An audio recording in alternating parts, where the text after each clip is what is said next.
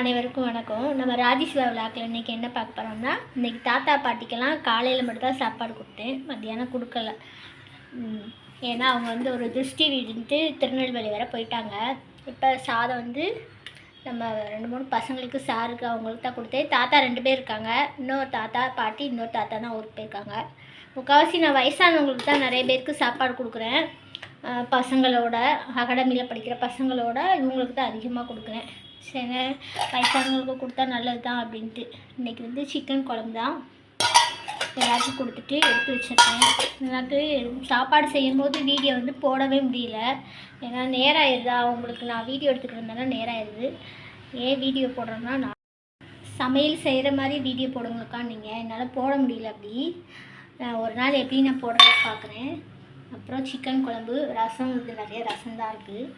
அதுக்கப்புறம் கொண்டக்கடலை கிரேவி மாதிரி வச்சேன். சிக்கன் 1-2 பீஸ் பொரிச்சது இருக்குது. அவ்வளோதான் இன்றைக்கி எங்களோட சமையல். காலையில் என்ன சாப்பாடுனா தோசை, தேங்காய் சட்னி, இட்லி பொடி இருந்துச்சு, அதை வச்சு அட்ஜஸ்ட் பண்ணியாச்சு. மதியானம் இது தான் எல்லாருக்கும் கொடுத்து விட்டாச்சு. இப்போ இந்த அடுப்பெல்லாம் தான் துடைக்க போகிறோம். பாத்திரம் மட்டும் எப்படினாலும் சேர்ந்துடும் பார்த்துக்குங்க, அது என்னவோ தெரியல. சாப்பாடு இன்றைக்கி கம்மியாக தான். நாளைக்கு இப்போ நம்ம வீட்டில் என்ன சமையல்னால், புளிக்குழம்பு வச்சு கீரை பொரியல், அதுக்கப்புறம் சௌச்சக்காய் இருக்குது, சௌச்சக்காய் கூட்டு, முட்டை கொடுப்பேன். அவ்வளோதான் நாளைக்குள்ள சமையலுக்கு. வந்து நைட்டே கீரையை வந்து அரிஞ்சு வச்சுக்கிட்டுருக்கேன். பருப்பு போட்டு குழம்பு இது மாதிரி பரட்நாக்கில் வைக்கிறதுக்கு. தாத்தா பாட்டிக்கு வந்து இது ரொம்ப பிடிக்கும். உரப்பு இல்லாமல் அன்றைக்கி வச்சு கொடுத்தேன் ஞாயிற்றுக்கிழமை. பருப்பு, பச்சை மிளகா 1 போட்டு வச்சு ரசமும் பருப்பு கூட்டு, இந்த கீரையை போட்டு பருப்பு கூட்டு வச்சு கொடுத்தேன். சாப்பிட்டாங்க, நல்லா இருக்குன்னாங்க.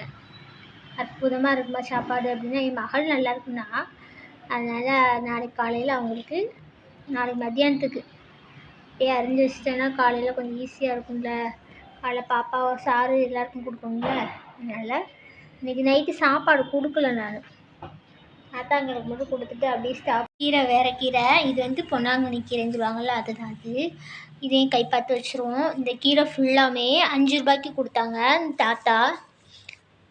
நல்லா அப்போ தான் பிடிங்கிட்டு வந்தாங்களாம். பிடிங்கிட்டு வந்துட்டு பாவக்காய் பொடி பாவக்காய் வச்சுருந்தாங்க.